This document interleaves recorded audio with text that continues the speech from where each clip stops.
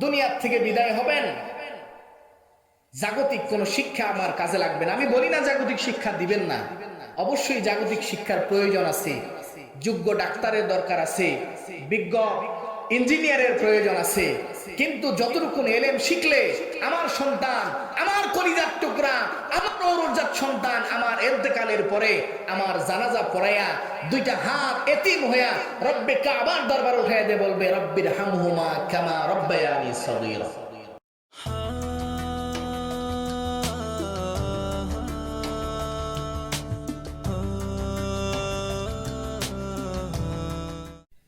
الحمد لله الأكرم الذي علم بالقلم علم الإنسان ما لم يعلم ونشهد أن لا إله إلا الله وحده لا شريك له ونشهد أن سيدنا وسندنا وحبيبنا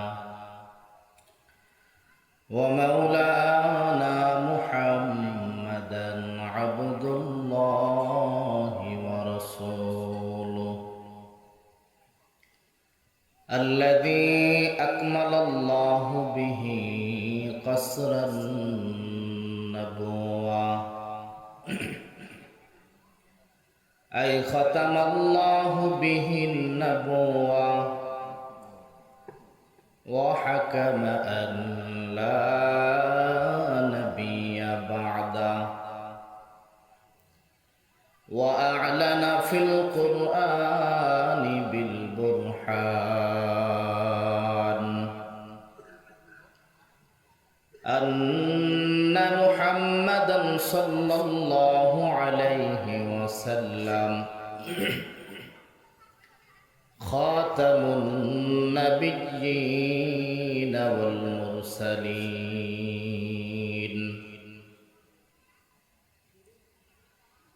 وقال آية أخرى أعوذ بالله من الشيطان الرجيم بسم الله الرحمن الرحيم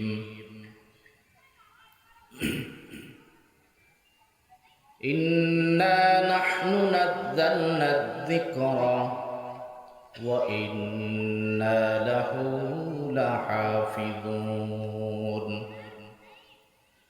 صدق الله مولانا العظيم وصدق رسوله النبي الكريم ونحن على ذلك لمن الشاهدين والشاكرين والذاكرين والحمد لله رب العالمين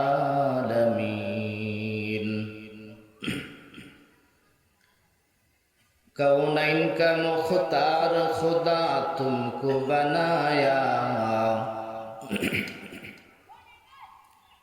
कौनैन का मुख्तार खुदा तुमको बनाया उम्मत की मेरा खान मेरा तुमको बनाया उम्मत की मेरा खान मेरा तुमको बनाया या रब मेरे आँखों में समा जाए मदीना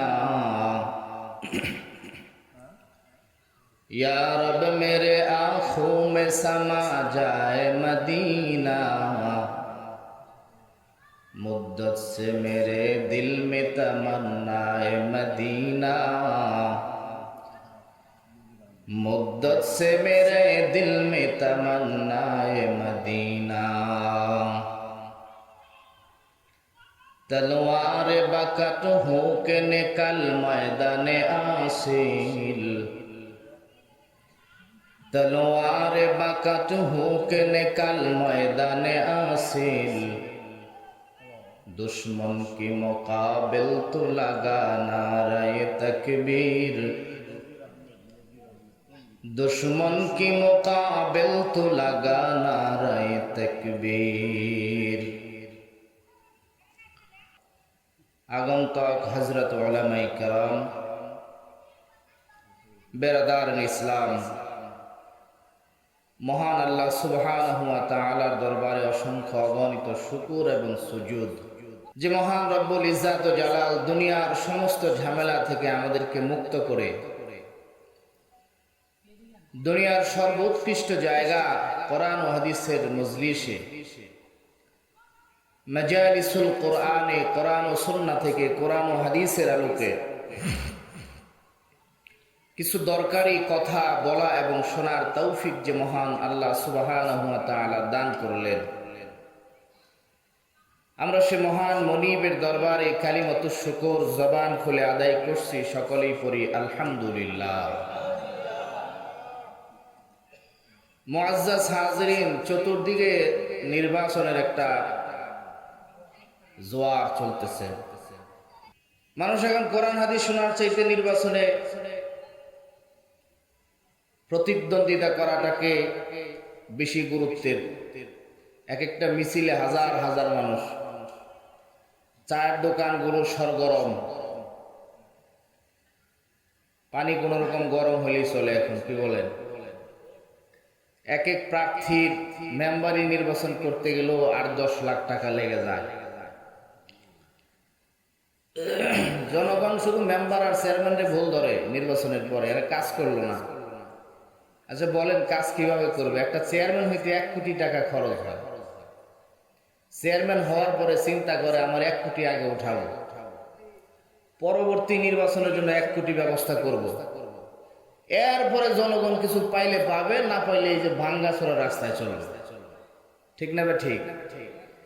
আর আমরাও জনগণ এমন বলদের বলদ, এখন 500 টাকা আর কয়েক কাপ গরম চায়ের জন্য সারা বছর 5 টাকার ভ্যান ভাড়া 30 টাকা দিয়ে চলে। রাস্তা যদি পাকা হয় ভ্যান ভাড়া কমবে না? এই যে এখান থেকে আসলাম, আমি তো মোটরসাইকেল আসছি, আমার নিয়ে জেনে আসছি উনি, আমি পরে আমি নামছি এখানে। চিন্তা করলাম ওয়াজের কাছাকাছি যদি তুই বইরা যাই তো ইজ্জত যাবে, এর চেয়ে আমার নামাই দেন, আমি হাইটা যাই। দোষ শুধু চেয়ারম্যানদের, চেয়ারম্যান কাজ করলো না। কাজ কেমনে করবে? আমরাই তো জনগণ ভুল কইরা চা, গরম চা 500 টাকার কর করা নোট দেখে দফা রফা আমাদের সারা বছর কত 500 টাকা ভাড়া বেশি দেই, এটা বলা যাবে না। ঠিক না? দেখেন এখন কার পিছে কে ছুটতেছে দোলায় অন্ধকার।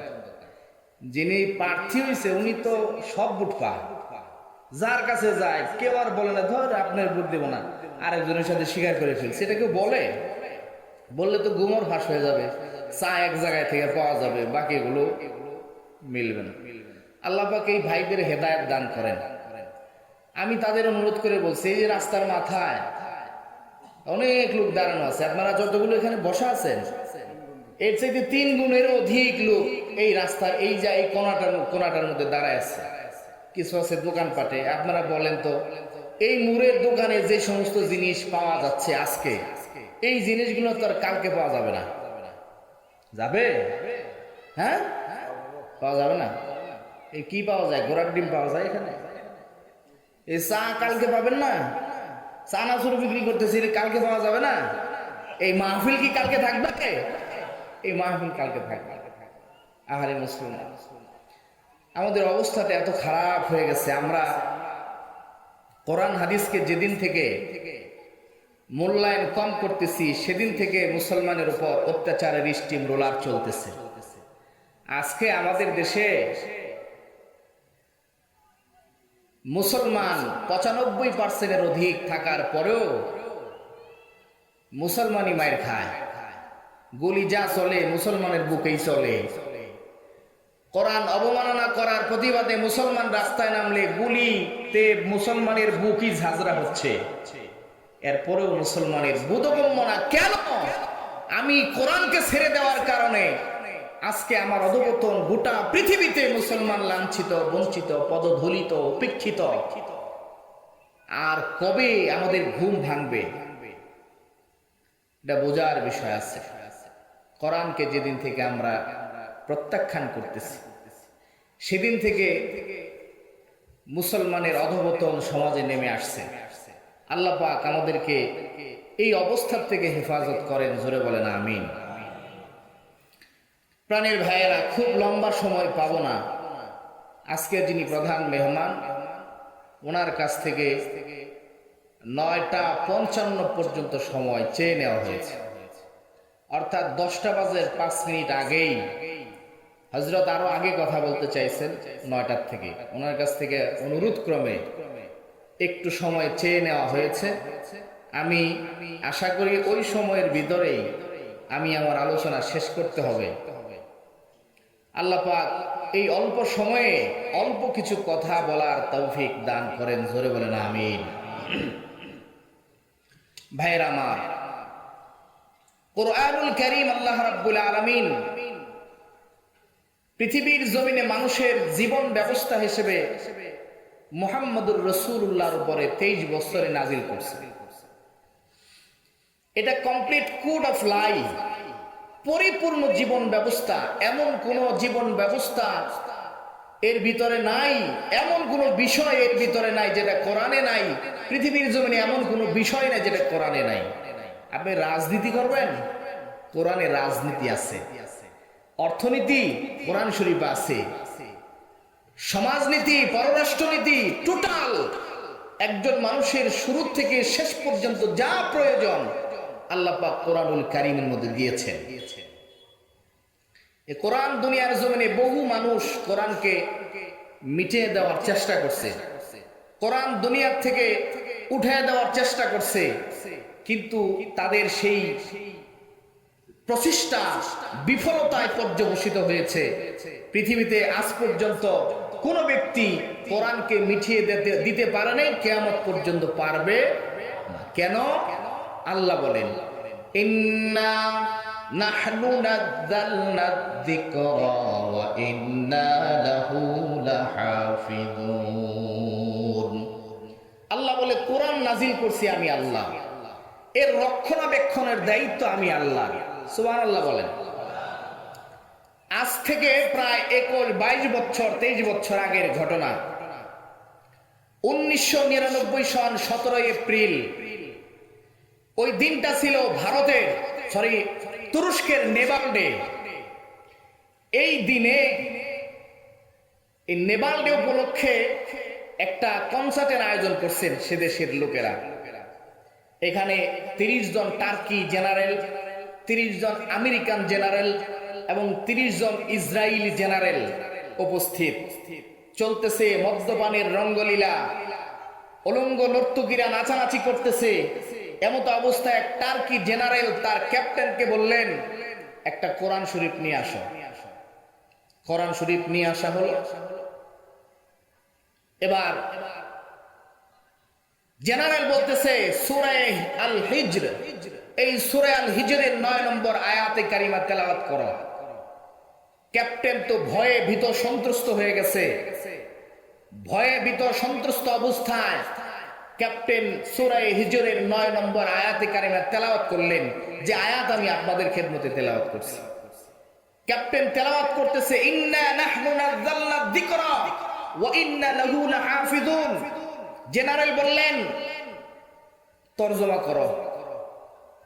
ক্যাপ্টেন ভয়ে দৌড়াইতেছে। এবার জেনারেল বললেন, আমার কাছ থেকে তরজমা শোনো। তরজমা করতেছে যে এই আয়াতে কারিমার মধ্যে আল্লাহ রাব্বুল আলামিন বলেছেন, ইন্না নাহনু নাযালনা যিকরা ওয়া ইন্না লাহু লাহাফিজুন। নিশ্চয় আমি কোরআন নাজিল করছি, এর রক্ষণাবেক্ষণ, এর হেফাজত আমি আল্লাহ নিজে করব। এই কথা বলতেছিলেন, আর দুই হাতে কোরআনের পাতাগুলো ছিঁড়ে স্টেজে অর্ধনগ্ন নর্তকীরা উলঙ্গ হয়ে নাচানাচি করতেছিলেন। তাদের পায়ের তলে কোরআনের পাতাগুলো ফেলতেছিলেন। আর জেনারেল চিৎকার করে ডাকতেছিলেন, কোরআন নাকি আল্লাহ নাজিল করেছেন, কোরআন নাকি আল্লাহ হেফাজত করবেন। কই আল্লাহ, কোথায় কোরআনের হেফাজত করলেন? নাউজুবিল্লাহ বলেন। ভাইয়েরা আমার, পরবর্তীতে ক্যাপ্টেন একটা সাক্ষাৎকারে বলেছেন, আমি ভয়ে আল্লাহু আকবার বলে দৌড়াইতে লাগলাম, আর মনে মনে চিন্তা করলাম এই বুঝি আল্লাহর গজব এসে গেল। এটা চিন্তা করতেছিলাম আর দৌড়াইতেছিলাম। হঠাৎ করে আসমানের দিকে তাকায় দেখি আসমানটা মুহূর্তের ভিতরে অন্ধকারে নিমজ্জিত হয়ে গেছে। আসমানটা পুরো অন্ধকারে ভরপুর, আসমানটা পুরো কমলা রং ধারণ করে ফেলেছে। আমি মনে মনে ভাবলাম মুহূর্তের মধ্যেই হয়তো আল্লাহর গজব এখানে এসে যাবে। বলতে বলতে এমন ঘূর্ণিঝড় আর এমন ভূমিকম্প শুরু হলো। মাত্র 29 সেকেন্ডের ভূমিকম্পে এই জায়গা সহ গোটা এলাকা, যেই জায়গার মধ্যে নর্তকীরা অর্ধনগ্ন হয়ে নাচতেছিল, মদ্যপানের রঙ্গলীলা চলতেছিল, মুহূর্তের মধ্যে মাত্র 29 সেকেন্ডের ভূমিকম্পে 50,000-এর অধিক লোক সেইখানে দুনিয়ার থেকে বিদায় হয়ে গেছে। মুহূর্তের ভিতরে এলাকা লন্ডভন্ড হয়ে গেছে। এবার শুধু তাই নয়, 29 সেকেন্ড পরে 30 জোড়া লাশ সেখানে পেয়েছে। 30 জোড়া লাশ, যেটা জোড়া লাগানো অবস্থায় ছিল, একেবারে উলঙ্গ অবস্থায়, জেনারত অবস্থায় 30 জোড়া লাশ পাইছেন। মুহূর্তের ভিতরে 30 সেকেন্ডের ভূমিকম্পে 50,000 জালেম জাহান্নামের মধ্যে নিক্ষেপ হয়ে গেছে। এজন্য ভাইয়েরা, রব্বে কারীম বলেন, ইন্না নাহনু নাযালনা যিকরা ওয়া ইন্না লাহু লাহাফিযুন। ইন্না, যারা উলামায়ে কেরাম আছে, আল্লাহ পাক এখানে তাকিদ শব্দ দিয়ে বলেছেন, নিশ্চয় আমি আল্লাহ কোরআন নাজিল করেছি, এই কোরআনের হেফাজত আমি আল্লাহই করব। জোরে কোন আল্লাহু আকবার। কেমনে করবেন? কামান দিয়া, বুলেট দিয়া? বুলেট দরকার নাই, কামান দরকার নাই, বড় বড় সেনাবাহিনীর প্রয়োজন নাই। আসেনি?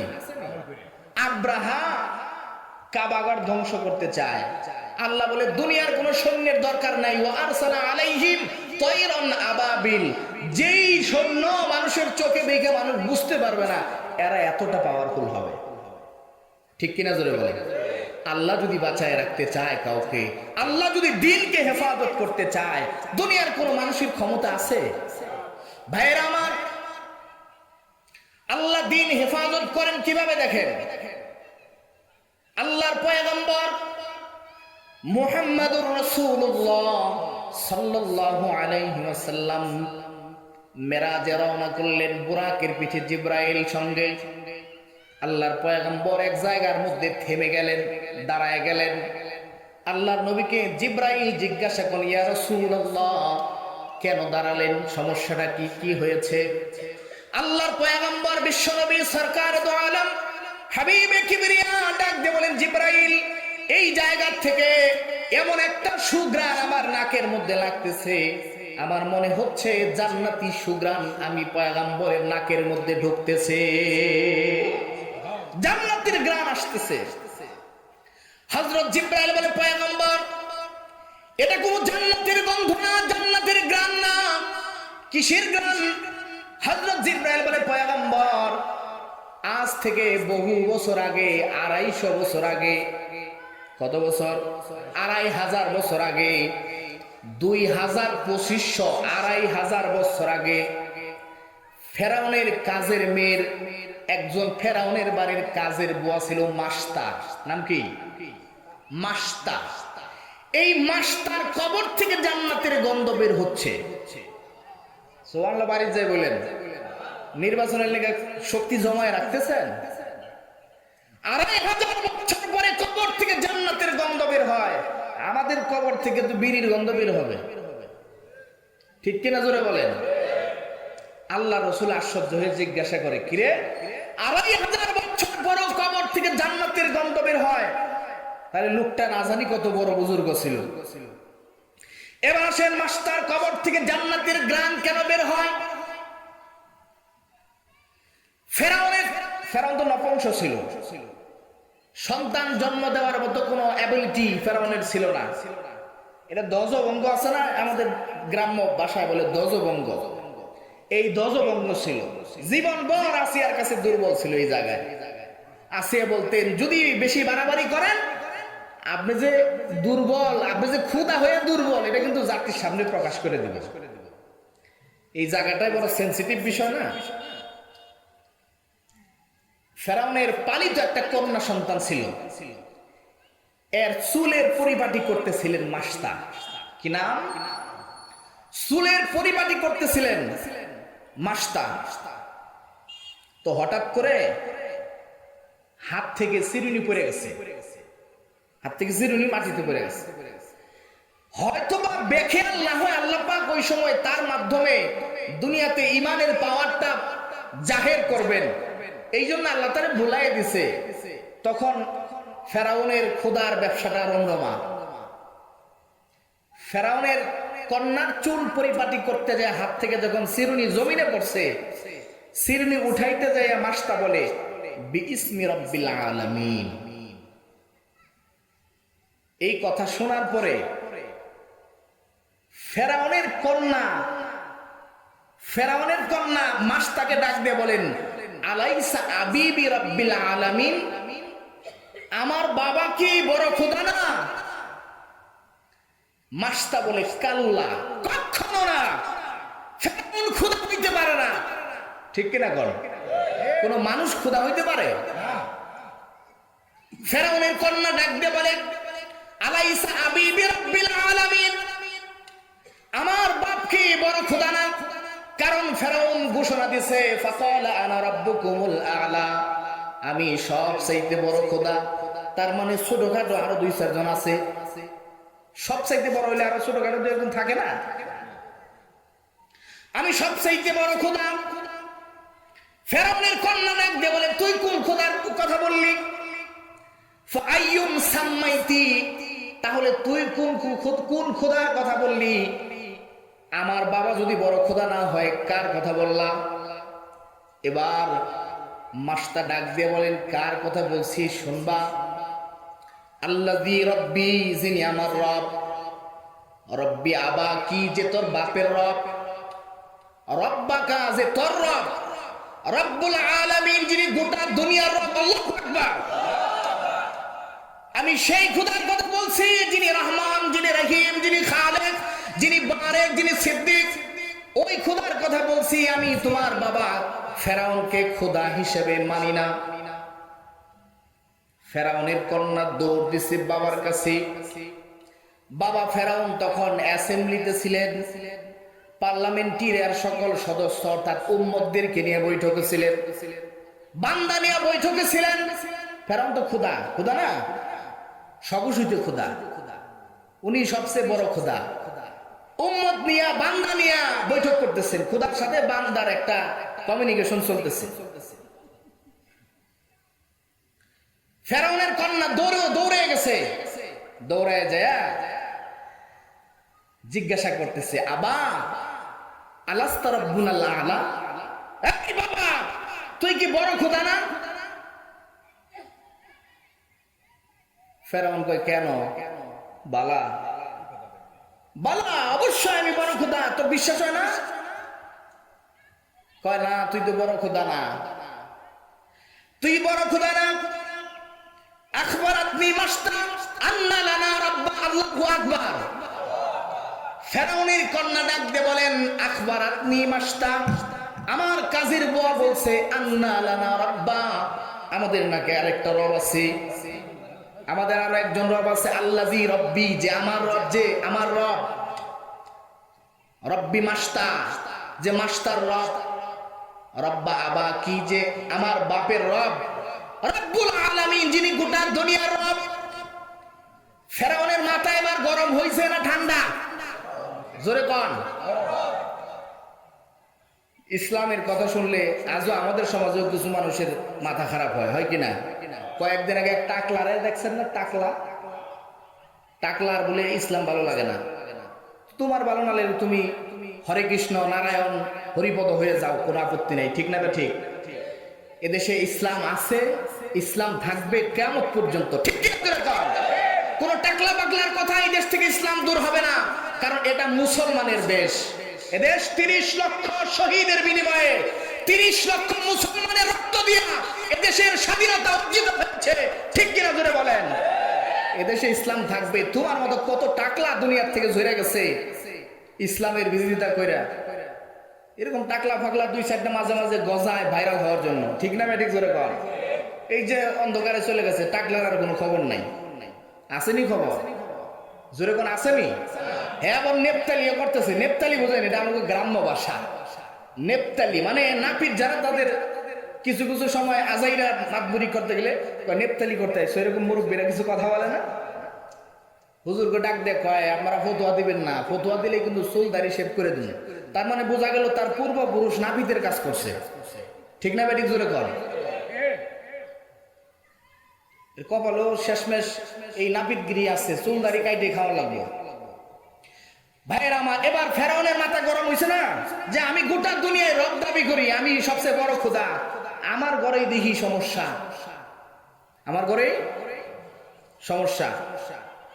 ফেরাউন ডাকছে মাস্টারে, ডাইকা বলে আমারে রব বলে স্বীকার করো।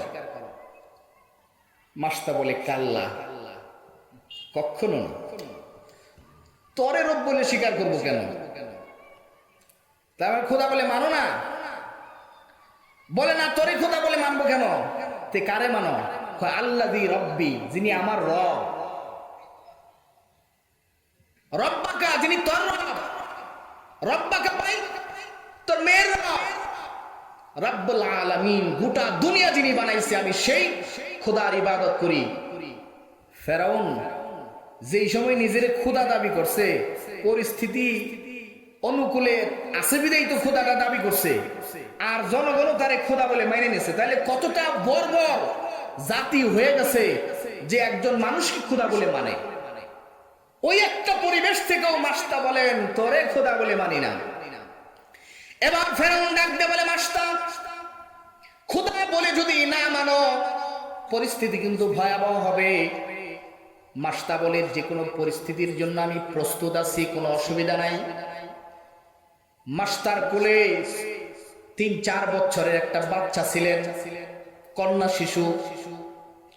এই কন্যা শিশুটাকে ফেরাউন ঘোষণা দিলেন তেল গরম করো, অগ্নিকুণ্ড জ্বালো।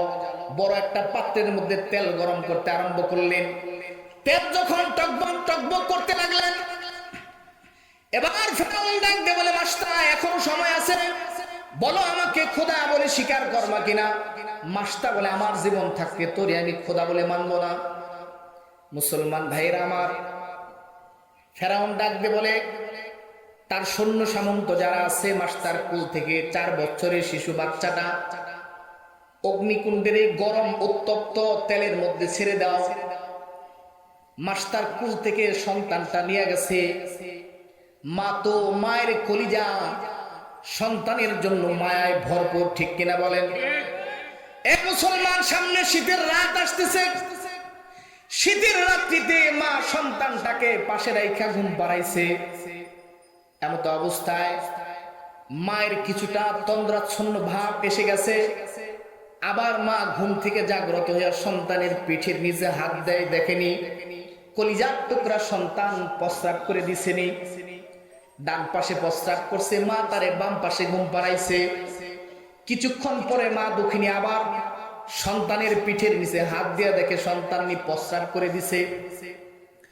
সন্তানের মা যখন প্রস্রাব করে দিয়েছে, শুকনা জায়গা নাই, মা যখন সন্তানের প্রস্রাবের মধ্যে ঘুমায়া মায়ের পিঠের নিচের গরম জায়গাটা সন্তানের জন্য খালি করে দিছে। সন্তান মায়ের পিঠের নিচের শুকনা জায়গায় পায়ে ঘুমাইছে। কিছুক্ষণ পরে সন্তান আবার প্রস্রাব করে দিছে। এবার আর শুকনা জায়গাটাকে বুকে জড়ায়া মায়ের বুকটাকে বিছানা বানায় দিছে। সন্তান অবশ্য শিশু বুঝে নাই। কিছুক্ষণ পরে আবার মায়ের বুক ভরে পায়খানা করেছে, প্রস্রাব করে দিয়েছে। বাবার কোনো খবর নাই, বাবা নাক ডেকে লেপ কাঁথা গায়ে দিয়ে ঘুমাইছে। কিন্তু দুঃখিনী মা এই শীতের রাত্রিতে এত কষ্টের পরেও কোন সন্তানকে রাগ করে বুকের উপর থেকে জুদা করে খাটের নিচে চৌকির নিচে ফেলে দেয় নাই, ঠিক কিনা? ওই মা দুঃখিনীর কোল থেকে 4 বছরের শিশু কন্যা নিয়ে গেছে, তেলের মধ্যে যখন ছেড়ে দিয়েছে মুহূর্তের ভিতরে সন্তানের হাড্ডি থেকে গোশতগুলো আলাদা হয়ে গেছে। কিন্তু সন্তানের জীবন জিন্দেগিটা যাওয়ার পূর্বে সন্তানটা মায়ের দিকে লক্ষ্য করে চিৎকার করে ডাক দেয়, উম্মি উম্মি লা তাখাফি ওয়া লা তাহজানি ফা ইন্না কিয়ালাল হক সানাজমাউ ফিল জান্নাতি ইনশাআল্লাহ। আল্লাহু আকবার, জোরে কোন আল্লাহু আকবার। সন্তানটা চিৎকার করে ডাক দেয়, মা উম্মি উম্মি লা তাখাফি ওয়া লা তাহজানি ফা ইন্না কিয়ালাল হক সানাজমাউ ফিল জান্নাতি ইনশাআল্লাহ। মা আমার বিরহ বেদনায় তুমি কাঁদো না, চোখের পানি ছাড়বা না, চোখের পানি ছাইরা আমার বিরহ তুমি কাঁদবা না। এ মা আল্লাহর কসম করে বলি, ফা ইন্না কিয়ালাল হক, তুমি হকের উপর ইস্তেকামাত আছো, প্রতিষ্ঠিত আছো। আরো একটা কন্যা সন্তান মাস্টার ছিল। এবার ফেরাউন ডাক দিয়ে বলে, এই সন্তানটাকেও গরম তেলে নিক্ষেপ করো।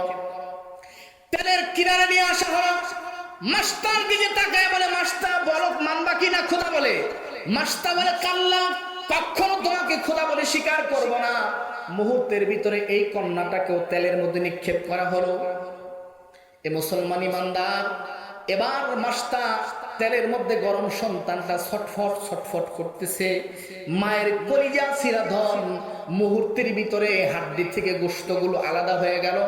এই সন্তানটাও তেলের মধ্যে পড়ার সাথে সাথে চিৎকার করে ডাক দেয়, বলে উম্মি উম্মি লা তাখাফি ওয়া লা তাহজানি ফা ইন্না কিয়ালাল হক সানাজমাউ ফিল জান্নাতি ইনশাআল্লাহ।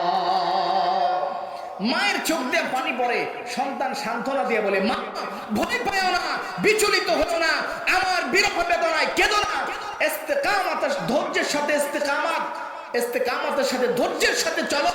আল্লাহ রাব্বুল আলামিন কিছুক্ষণের ভিতরেই তোমার সঙ্গে জান্নাতে আমার মুলাকাত করে দিবে। মাস্টার দিকে তাকায় বলে, এবার তোমার পালা। মাস্টার বলে, বিলকুল প্রস্তুত আছি, তৈরি করো তোমার অগ্নিকুণ্ড বা তেলের গরম তেলে নিক্ষেপ করো। ফেরাউন ডাক দিয়ে বলে, শেষ কোনো ইচ্ছা আছে? মাস্টার ডাক দিয়ে বলে, ফেরাউন আমার একটা শেষ ইচ্ছা আছে, তোমার কাছে প্রকাশ করি। শেষ ইচ্ছাটা রাষ্ট্রপতির কাছে জীবন ভিক্ষা না, তোমার কাছে জীবন ভিক্ষা চাই না, বাঁচার কোনো আকুতি নাই। তোমাকে খোদা বলে স্বীকার করি না, আমার গরম তেলে নিক্ষিপ্ত হতে হবে আমি জানি, কিন্তু আমার মনের তামান্না, আমার মনের আকাঙ্ক্ষা, শেষ ইচ্ছাটা আমার হলো আমাকেও গরম তেলে নিক্ষেপ করবা। একটা সময় আমারও হাড্ডির থেকে গোশতগুলো আলাদা হয়ে যাবে। একটা রিকোয়েস্ট থাকবে, একটা আরজি থাকবে, শেষ একটা ইচ্ছার কথা তোমার কাছে প্রকাশ করি। আমি এবং আমার 2 কন্যার সমস্ত হাড্ডিগুলো একটা কবরের মধ্যে দাফন করে দিবা। ফেরাউন বলে, মঞ্জুর। এক কথায় মঞ্জুর। মাস্টারকেও অগ্নিকুণ্ডে নিক্ষেপ করা হলো। এক কবরে 3 জনের হাড্ডি গুড্ডি দাফন করা হলো। আল্লাহ রসুল 2500 বছর পরে যখন মেরাজে যান, রসুল দাঁড়ায় বলে, জান্নাতের খুশবু আসতেছে। জিবরাইল বলে, ইয়া রাসূলুল্লাহ, এটা জান্নাতের খুশবু না, এটা ফেরাউনের বাড়ির কাজের বোমা। মাস্টার কবর থেকে জান্নাতের খুশবু আসতেছে। সুবহানাল্লাহ। রসুল জিজ্ঞাসা করলেন, কতদিন আসবে? জিবরাইল বলে, ইলা ইয়াউমিল কিয়ামা, কিয়ামত পর্যন্ত এই গন্ধ আসতে থাকবে। সুবহানাল্লাহ। এই মুসলমান ইমানদারেরা, তাদের ঈমান কত মজবুত ছিল, তাদের ঈমানের মূল্যায়ন আল্লাহ পাক দুনিয়ার মানুষকে দেখায় দিয়েছেন। 2500 বছর পরেও কবর থেকে জান্নাতি খুশবু বের হয়। আর আমার ঈমান কত দুর্বল, আমার ঈমান কত দুর্বল। আমি মসজিদের মাইকে আজান হয়, মসজিদমুখী আমি হই না। এলাকার ওলামায়ে কেরাম মাদ্রাসার দিকে আমার সন্তানগুলোকে ডাকে, আমি দ্বীনি শিক্ষা না দিয়ে দুনিয়াবি শিক্ষার পিছে এতটা মত্ত হয়ে গেছি। ইংরেজি পড়াইতে প্রাইভেট বিল 5000, অঙ্ক পড়াইতে 3000, আরবি পড়ায় মাসে 100, তারপরে 6 মাস বাকি। ঠিক না বেঠে? কতটা ঈমান মজবুত আমার। এজন্য ভাই, দুনিয়ার থেকে বিদায় হবেন, জাগতিক কোন শিক্ষা আমার কাজে লাগবে না। আমি বলি না জাগতিক শিক্ষা দিবেন না, অবশ্যই জাগতিক শিক্ষার প্রয়োজন আছে। যোগ্য ডাক্তারের দরকার আছে, বিজ্ঞ ইঞ্জিনিয়ারের প্রয়োজন আছে। কিন্তু যতটুকু এলেম শিখলে আমার সন্তান, আমার কলিজার টুকরা, আমার নওরোজাত সন্তান আমার ইন্তেকালের পরে আমার জানাজা পড়াইয়া দুইটা হাত এতিম হইয়া রব্বে কাবার দরবার উঠাইয়া দিয়ে বলবে, রব্বির হামহুমা কামা রব্বায়ানি সগীরা।